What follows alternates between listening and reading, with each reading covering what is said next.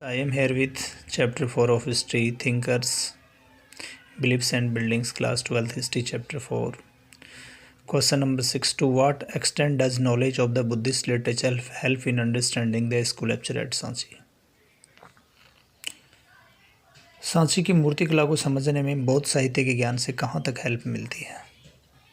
यानी बौद्ध साहित्य का जो नॉलेज है वो हमें सांची की स्कल्पचर मूर्ति कला को समझने में कैसे हेल्प करता है? Dear students, you can see, आप यहाँ देख सकते हैं, बौद्ध साहित्य से हमें सांची की मूर्ति कला के बारे में बहुत ज़्यादा व्यापक जानकारी मिलती है। इन ग्रंथों के अध्ययन के बाद इस स्तूप की मूर्तियों में लिखे गए सामाजिक और मानव जीवन की बहुत सी बातें हमें समझ में आसानी से आ जाती है। इस मूर्ति कला के अंश में हम देखेंगे कि यहाँ पर we can see sculptures. At first sight, the sculptures seem to depict a rural scene. Here we can see a rural scene with thatched huts and trees. Here are thatched huts and trees. और art historians ने इसको carefully identify किया है। It is a scene from the Vessantara Jataka. Art historians ऐसा मानते हैं कि ये जो सीन है वेशांतर जातक का है। This is a story about a generous prince. यहाँ एक उदार राजकुमार की कहानी है। Who gave away everything to a Brahmin. वो सब कुछ अपना ब्राह्मण को देकर जंगल में चला जाता है बच्चों के साथ। Went to live in the forest with his wife and children. As you can see in this case, historians often try to understand the meaning of sculpture by comparing it with textual evidence. So this is seen, you can see here thatched huts and many trees. So this is taken from the Vesantra Jatrak story. You can see symbols of the worship. Dear students, many early sculptures did not show the Buddha in human form. Instead they showed his presence through symbols. Buddha को बहुत सारी sculpture में symbol के माध्यम से दिखाया गया है। जैसे एम्प्टी सीट का मतलब होता है मेडिटेशन ऑफ बुद्धा। कहीं खाली सीट दिखाई गई है। एम्प्टी सीट का मतलब है मेडिटेशन ऑफ बुद्धा। स्तूप का मतलब है, स्तूप रिप्रेजेंट महापरिनिब्बान। सो कहीं स्तूप है तो उसका मतलब है वो रिप्रेजेंट करता है, वो सिंबल है महापरिनिब्बान का। चौथा है wheel. Wheel stood for the first sermon of Buddha at Sarnath. Sarnath में बुद्ध ने जो पहला उपदेश दिया था उसको व्हील के द्वारा दिखाया गया है। इसी तरह से ही ट्री का मतलब होता है, वो भी बुद्धा के जीवन की एक कहानी से रिलेटेड है, वो एक सिंपल ट्री नहीं है। सो इसी तरह से we can see image of Salabhanjika, a beautiful women swinging from the edge of gateway. So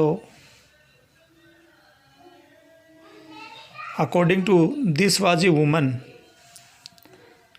you can see that according to popular belief this was a woman whose touch caused trees to flower and bear fruits.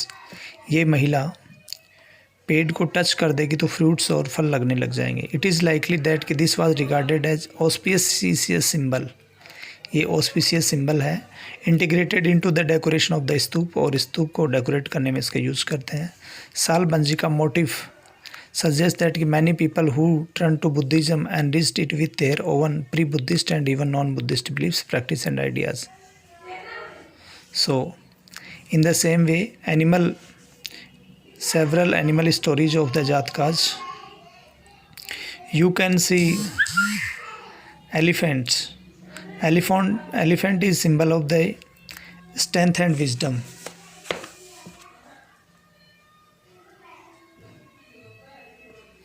इस animal जो हैं ये human attributes को बताते हैं। Specially elephant is attributing strength and wisdom. An elephant at Sanchi. And this one is very important. एक महिला को लोटस और एलिफेंट से घिरा हुआ दिखाया गया। ऐसे लग रहा है कि वो अपने ऊपर स्प्रिंकलिंग पानी का कर रही है, जैसे अभिषेक कर रही हो अपना। और इतिहासकारों ने इसको माया के रूप में आइडेंटिफाई किया है। Historians identified figure as Maya, mother of Buddha. Other historians identified with popular goddess Gajalakshmi. Gajalakshmi is goddess of good fortune, and Gajalakshmi is also associated with elephants. It is also possible that devotee who saw these sculptures identify the figure with Maya and Gajalakshmi. तो James Fergusson ने बहुत सारे tree और सरफेंट को देखा है सांची में। तो फर्ग्यूसन का ये मानना था कि Sanchi was a centre for the worship of the tree and serpent. Sanchi was centre of the tree and serpent worship. तो हालांकि जेम्स फर्ग्यूसन बुद्धिस्ट लिटरेचर उसकी ट्रेडिशन के बारे में नहीं जानते थे, तो सरपेंट और ट्री का वो सिंबल के रूप में अर्थ नहीं जान पाए।